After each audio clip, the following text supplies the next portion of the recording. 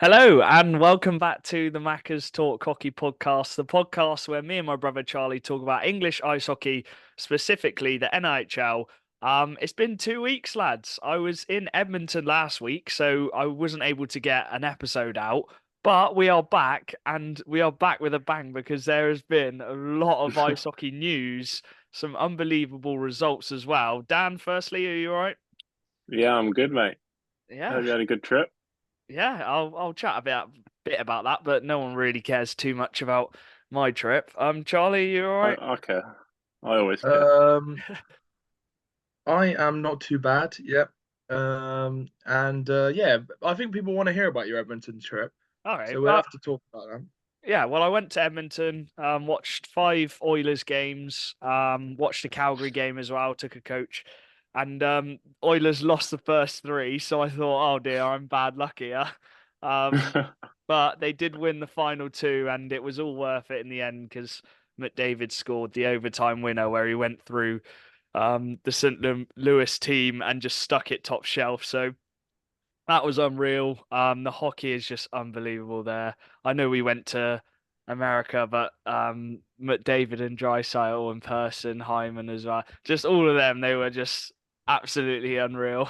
But the one thing I will say is there's so many stoppages. I know we saw it in America, but there's just so many advert break stoppages. Whereas our league is a lot more, it flows much quicker. You get the timeouts, you get a couple stops, but it flows a lot quicker. So you are there sometimes just waiting. And I know they have their entertainment stuff, but yeah, it's a lot different to our league, but I enjoy it. It's a different type of ice hockey, I'd say, because you just sit back and watch it. Whereas we stand, we get involved and stuff like that. So yeah, it was really good. It was minus 18 though, the weather. So yeah, we caught it at a very cold point. But the one And thing then I love there is, and this is what I learned in Canada, and they do this in some American places. You Pepsi and Coke is basically like water, so you can just keep refilling your Pepsi and they won't charge you. So yeah, I don't know why they do that. I think it's for whoever's the designated driver. If people go out and have a drink, they're just allowed to refill their Pepsi for free. So I was just in the sports bars watching the hockey, just getting loads of Pepsi. So that was uh that was living the best life. But we didn't do an episode last week. There wasn't too much news actually last week. It's all come out this week, hasn't it? There was a couple results that we shut out the Bees 2-0. I can't actually really remember the results from last week. But this week has been bonkers, and we'll go to Friday first, lads. The Peterborough Phantoms losing to the Milton Keynes Lightning 4-1, but that was not the talking point of the night.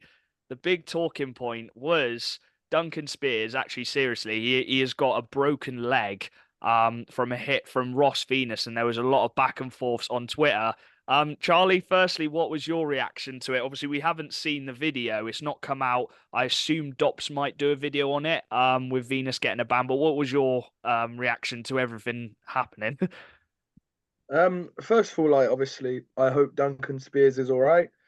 I hope it's not career ending, and I hope he gets all the insurance etc. needed to keep his work going, keep him money coming in, and hopefully he's doing all right. Secondly, Twitter is a mental place, isn't it? It just kicked off that night. Yeah. And yeah, I can't really judge because it wasn't the hit, but it sounded like Duncan Spears hit Venus late or some sort of hit. Venus didn't like it, gave a dirtier hit back, and it sounded like Duncan Spears went into the boards at a funny angle. Yeah. Um, yeah, I'll let Dops decide this one. I wouldn't want to be Dops at the moment.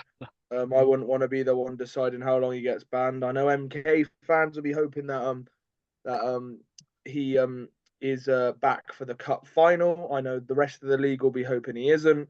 So we'll hope Dops can judge this one fairly and give out the right game ban. Yeah, Dan, a lot of discussion. A lot of MK fans saying it wasn't as bad as it sounds, but then a lot of Peterborough fans saying obviously it is very bad. We obviously haven't seen it. Hopefully the video can come out and people can make their own judgments. But at the end of the day, a player's broken their leg, and it sounds like, as Charlie said, he got hit. and he's reacted. And players do it. They get hit and they react and go do an even bigger hit, and it just sounds like it's gone horribly wrong. And Venus did actually put out a apology on Twitter, which I can understand. But then again, I see Tom Norton's side of it as well, Dan, where he's saying just you don't have to take it to social media.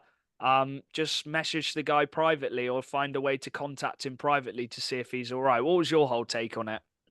Yeah, I mean, I can see why you obviously put it on Twitter, because you're obviously showing people that you actually care and stuff like that, and obviously showing that you didn't mean to do it. But at the same time, like Charlie said, Twitter is such a mental place at the minute. It's probably not the best to put it on there, because obviously that's around to everyone. Anyone can comment on it. And it's just you can see it from, obviously, if you look on the feed of it, you can see he actually apparently did message like a player privately, apparently like that. But if you've done that, then surely there's no reason why you should put it on Twitter, if you know what I mean. Just you're a player, just keep it between that player circle. It will soon get around to everyone to show that you care. Obviously, I can see why he did it, but at the same time, straight after as well, when Twitter's such like a hot place at the minute, it's probably not the best idea.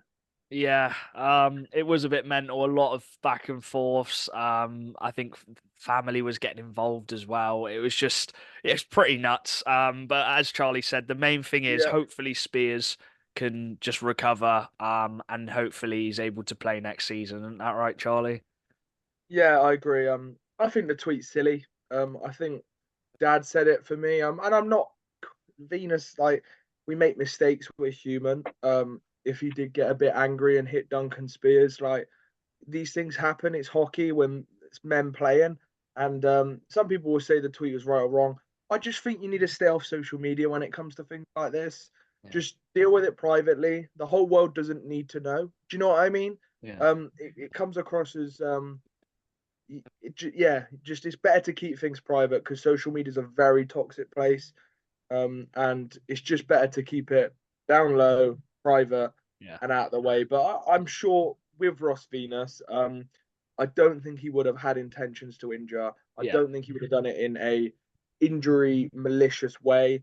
And I think he would have felt really guilty after the game and felt really upset that the injury happened and the way it went down. So I think there's no ill intentions here, but it's just the heat of the moment. It's a derby.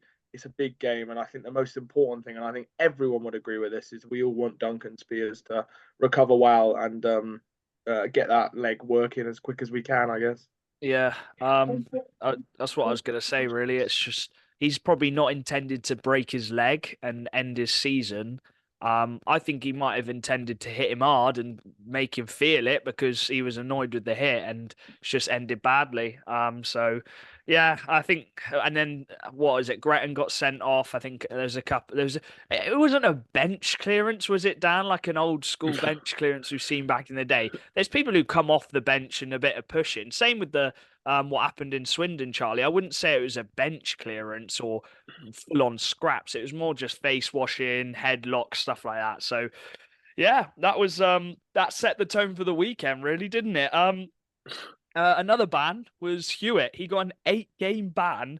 It was actually a 6-game tier 1 slash into the wrist, I think it was, of Bowering. So Peterborough now have 2 players out with injuries and 2 key players as well. So the video did come out, and as you can see on the video, Hewitt did slash Bowering. It seems like they were pushing, and then Hewitt just turned around and slashed him in the wrist. And it seems like that one, I think, has been based on that he's slashed him he's tended to slash him, and he has actually got injured from that one.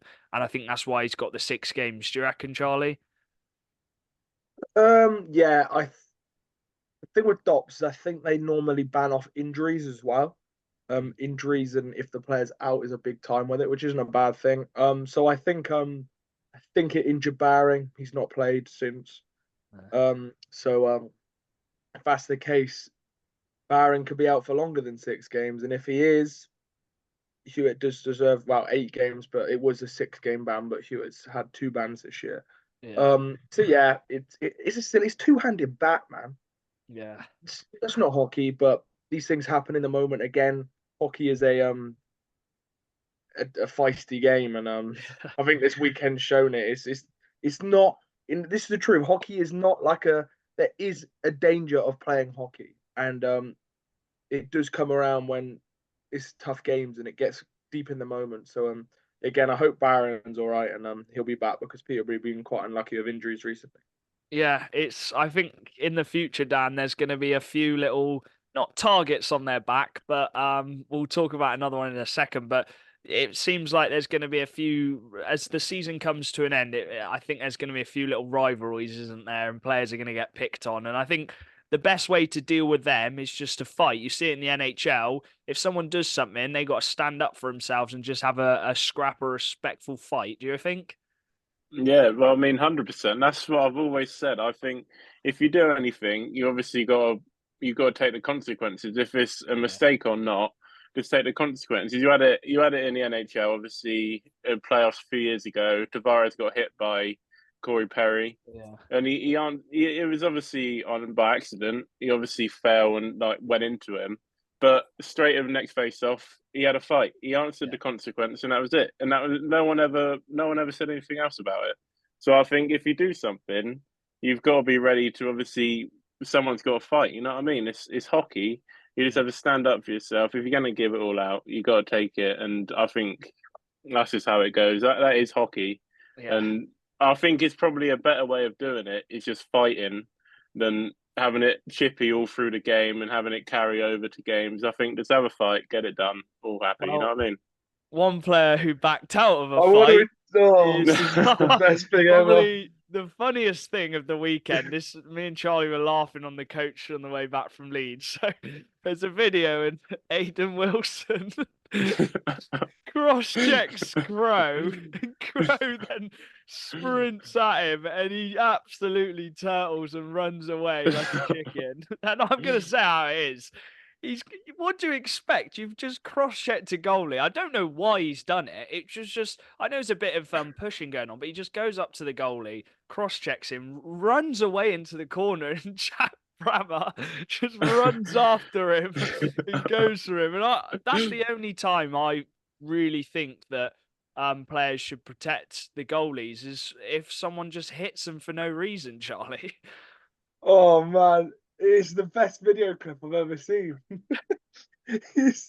He won't be playing in the National League for a while, in my opinion. That kid looked terrified. And it's like he goes over to the goalie, just cross-checks him in the stomach, and then he skates off and he looks behind him and he sees them and he's like, and then it's just the fact that he just turtles and goes. He turtles before he even gets touched. He's already on the floor. That's one example of where you have to expect it. I just don't know what's going through his head. Is he really expecting I can cross-check a goalie, not just a goalie, a Geordie goalie. He's a northern goalie. He's going to absolutely batter him anyway. And then he goes and turtles it in a corner. Sheffield are one of the hardest teams in the league as it is. And I'm sure Tom Watkins had a nice chat with him after the game. Yeah, well, Dops have got a handful this week, haven't they, Dan? They've got a lot of things to look at. Moving on to something positive. Finley Howe's actually got his 100th goal for Telford, and he's still, under 23? So he is absolutely tearing it apart for Telford. He is probably their main man this season for the goals. And he is a massive player for the future. And I do believe that he can get to the Elite League one day if they offer him the right deal, Dan. Yeah, he's been a big part of Telford for quite a while now. And he's actually stuck with him as well, which is fair play to him.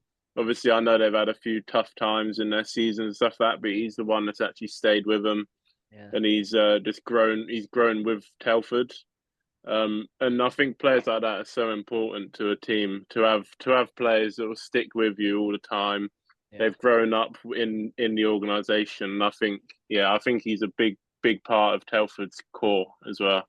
Yeah, it shows that he wants to play under Tom Watkins as well. And he's stepped up and been that main man. I think he's scored more goals than all the imports as well. So it just shows how much of a talent he is. That is not all the news, though. There's been even more. Feezy has left the Bristol Pitbulls. He got an opportunity elsewhere, and obviously we had him on the podcast, Charlie, and we known that he travelled around a bit and he likes to explore different places. And it seems like he's just got offered something new back in, is it America? So he's left the Pitbulls, which means Max Cabrera is back again. So he's had to come out of retirement twice. Were you shocked when you heard that, Charlie? Bristol don't really shock me anymore. They are full of surprises. I was a bit disappointed he didn't get 3 goals against Bees again. He seems to do that every game. But it's a difficult one because Pitbull's season is almost, in the nicest possible way, it's over. They're just playing for pride. They're building a team next year. They've already signed some players for that. But yeah, it was a bit shocking, to be fair. It would have been nice to see him finish the season. He's scoring good points. But I thought I'd bring up the Max Cabrera tweet he did on the weekend because I thought it was quite funny. He put, thanks for the motivation at 4,000 and counting. Boys appreciate it.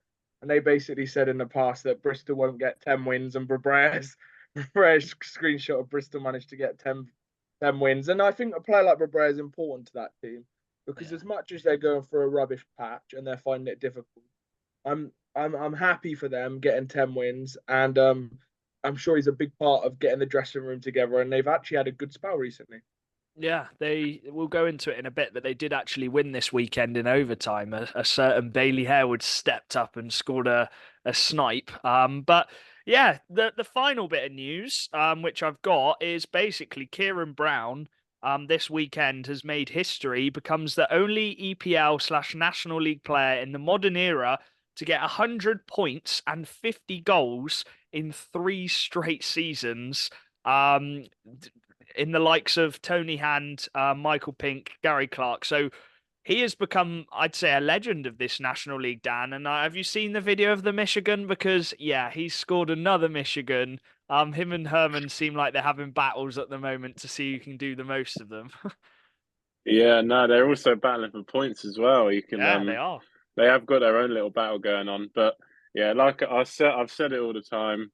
Brown is literally, he's literally famous in Yorkshire. He is the face of Yorkshire now, and he's starting to become the face of the National League as well. And I know everyone said it as well. It'd be great to see him in GB one day, but I can obviously understand why it wouldn't go the way that he would want it to be, because obviously we know how the Elite League goes and the National League and getting call-ups. But it would be great to see him in the top league, in the Elite League, and playing top minutes for GB as well. I really like Brown, to be fair. I've always liked him.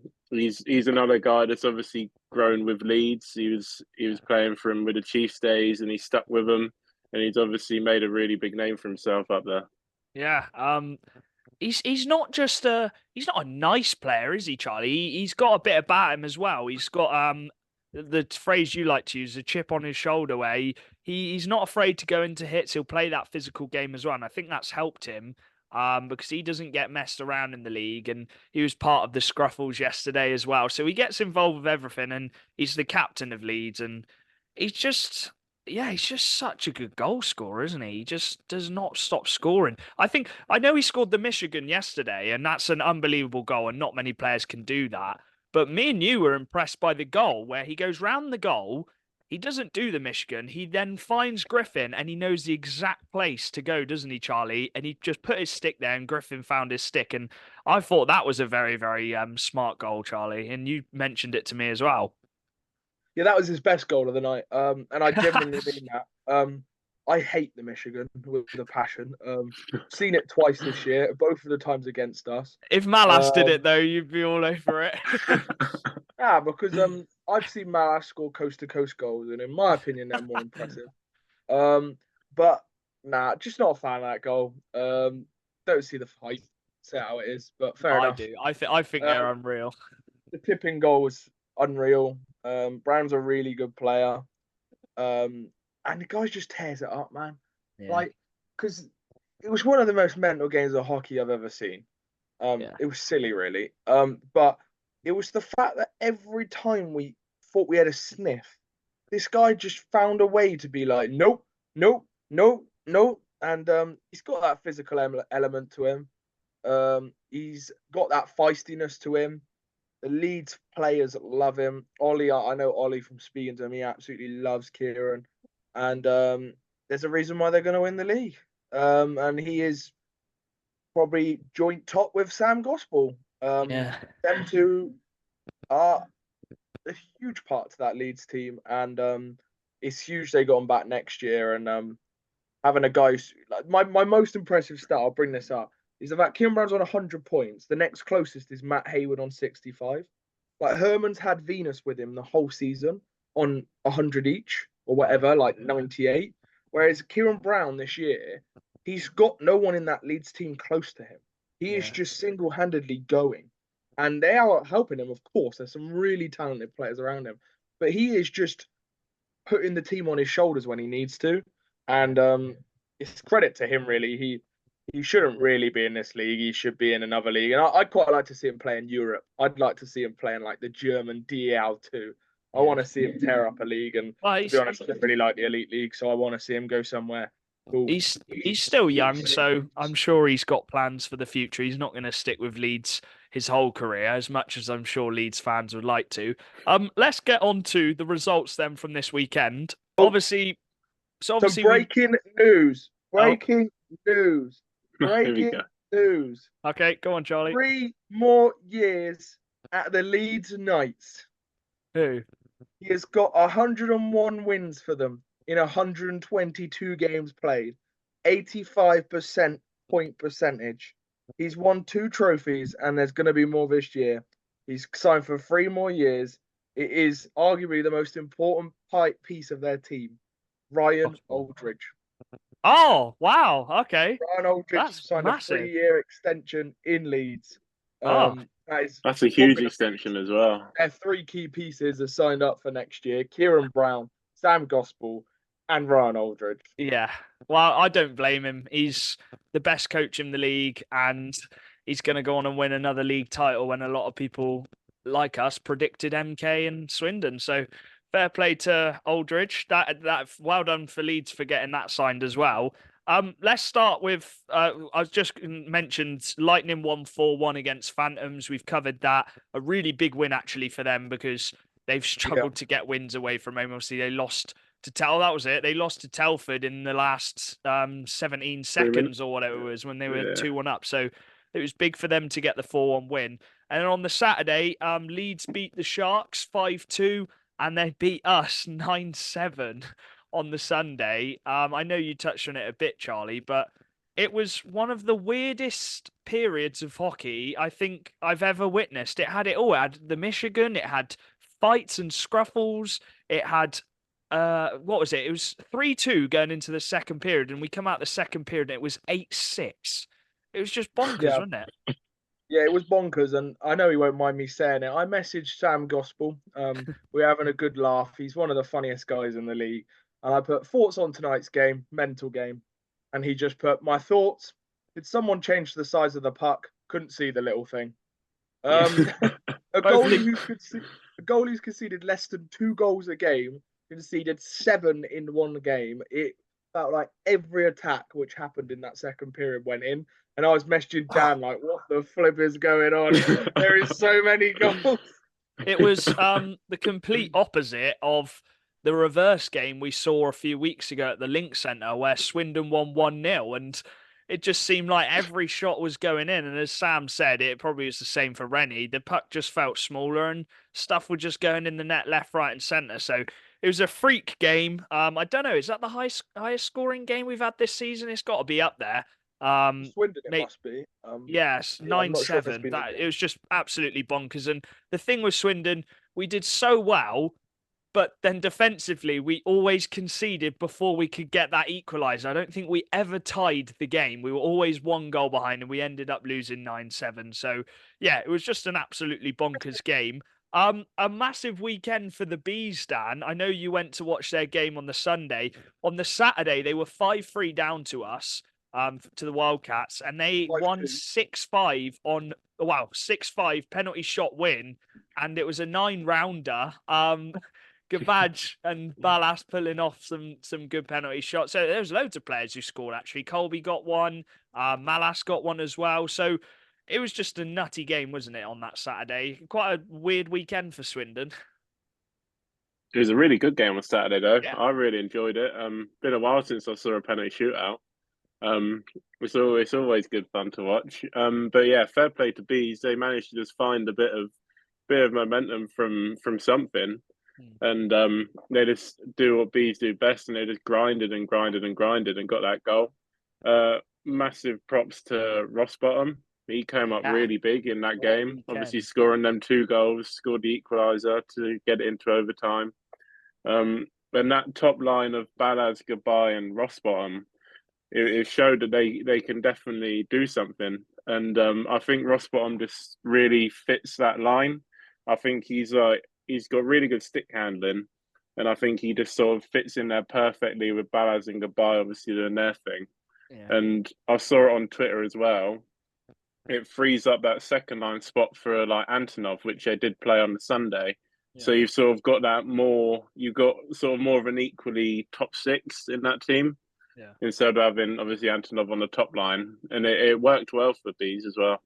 And they've still got Doughty to come back at some point. Is he coming back this season, or is he out for the season? I don't think he's back this season. Oh, that's gutting, because him and Antonov, with someone else on that second line, whether it's Morris or Zane McKenzie or anyone like that, that would be really solid. But still, yeah, a very good result for them. And they ended up winning 4-3 on the Sunday as well. It sounds like Bristol gave them a decent game, Dan.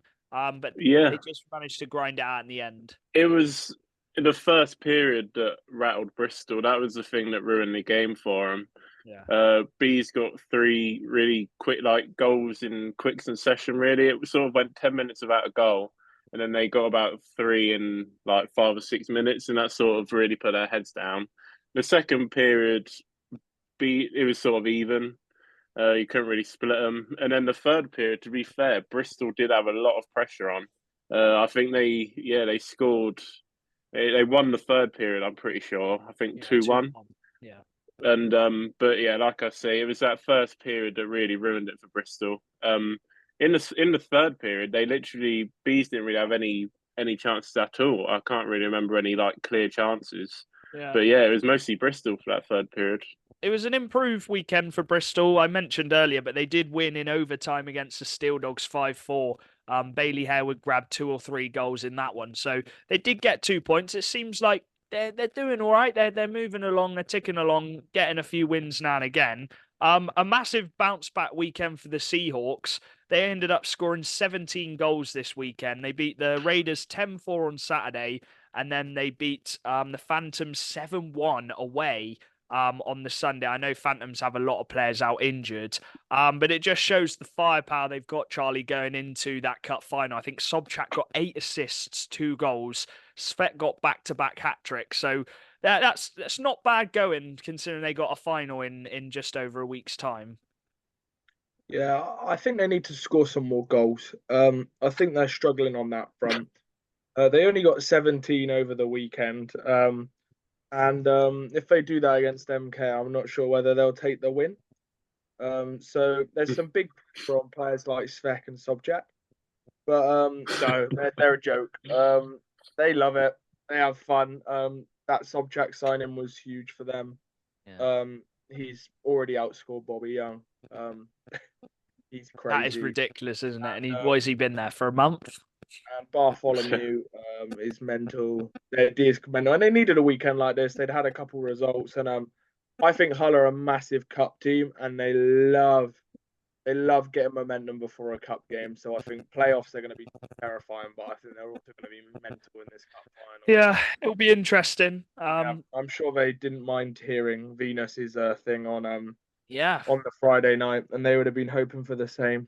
Yeah, well, we don't know what the ban could be, but we're expecting you probably will get a ban. Talking of Lightning, they had a 4-point weekend. Obviously, we mentioned they won 4-1, but they shut out the Tigers 3-0 on Saturday, so that's not got bad going. I think that extends their home record to about 23-1, Dan. So that's not a bad little record going into the second leg of the cup final either, is it? Yeah, it's not too bad. Could do better, but one loss isn't all that bad. Well, it was 2 Hull, believe it or not. So if Yeah, there's I any team mean, that can do it, it is Hull. yeah, and like Charlie said, obviously they're gaining momentum at the right time. You can see why they're being so brutal on the score lines, because they can't stop. You know what I mean? You just got to keep going, keep getting that momentum. Talking about Sobchak as well. I don't know if you saw the video of one of his assists from last night. I think it was. He did like a spinorama behind the net, and then passed it into Ulrich in the slot, and he just one-timed it in. And some Hull fans were saying it's a goalless season for them. Wow. So it was a pretty This nice is without goal. Chamberlain. They Is scored it? 17 goals without Chamberlain. Yeah, It's they ridiculous. they will definitely be going for it in that cup game. And honestly, I know MK have had a really good season and stuff like that, but I really couldn't predict where that cup will go. No, that first leg's huge. It's honestly massive. I think MK need to do what they did with us, where they just keep it within a goal, because I do back them at home. It's just that away game, and Hull obviously scoring 10 this weekend against a Raiders team who's improved a lot. They obviously lost 10-4 on the Saturday. I think they did have a retired goalkeeper in goal, Gray. So I know he's probably not played hockey for a while. But they did win on the Sunday against the Sharks, a massive 7-3 win. And if we're looking at the table now, the Bees getting a 4-point weekend and the Raiders obviously getting 2 points. That now puts the Bees 4 points ahead of the Solway Sharks. So it's going to be tough for Solway. Dan, they've got some good players, but then so do Raiders and Bees as well. So it's going to be a scrap to the end, isn't it? Yeah, it's still going to be really tight. I still couldn't really tell you who's going to make it and who's not. Bees just like I've watched Bees 2 weekends in a row now. I think I've watched 3 Bees games, And we're going this Sunday as well. yeah, and they just seem to always find a way. Yeah. If you look at their team, their depth isn't even that bad. And I think that's the thing. They grind out games, and when you need to win, they know when they need to win, and they just go for it. And you can. It's hard. But the same as Romford as well. Obviously, their depth. We've mentioned it before. Their depth is really good too, and they've obviously had a bit of a slow start with obviously getting their imports in and imports leaving. So they're going to be going for it as well. So I think it's going to be really tough for every team. Yeah. That signing of Ed Bradley was huge, man. Top PP, top D minutes. They had some big D injuries at a point this year as well, and he was fit. Signings like that make the difference. And I think Bees fans will be enjoying this year, because they're probably the lowest budget in the league with Sheffield, and that's only a guess, by the way. And they are getting playoffs, and I don't think anyone at the start of the year put them in playoffs. So yeah, I love an underdog story. I'd quite like to see the Bees get in the playoffs. Yeah, shout out to Rose as well. I think Rose has been very underrated the last few weeks. He's been on second line centre, Dan, and he's just been going about his business. He wasn't even in the team last season, so he's been really good, I think. Yeah, and their top line power play is disgusting as well. They were playing last night. They had Banya, Balaz, Goodbye, Bradley, and Vitali. So their power play, their power play 1 is very naughty. Yeah, obviously that stays out for most of the 2 minutes, but they play the puck around so well, Goodbye and Balaz, and we have Vanya just skating around in circles everywhere. So it all works really well in hand with each other. We did predict this. I think Solway have had a really good. I mean, in the Solway, I don't think anyone, as you said, Charlie, predicted the Bees to do this well. But we did predict this with Solway. They haven't had a bad first season whatsoever. I just think everyone around them has been even better. Do you know what I mean? And it is going to take time for them with their first season in the National League. And they've still got a chance at this playoffs. There's still plenty of games to go. But the games are running out. So it'll be interesting. I personally hope it goes right down to the wire on that last weekend. I think that would make it really entertaining. That was all the results. Have you got anything else, lads, before we wrap up? Yeah, can I say one thing? Yeah. I think if Solway joined the league last season, they'd be a lot higher up. Yeah, I agree I with that. think because the teams have obviously improved. You had Bison dropping out, so Bees have improved. You've obviously Sheffield, you'd say, have obviously got worse, but they're still picking up points. But yeah, I think last season they would have, they would have finished higher in the league.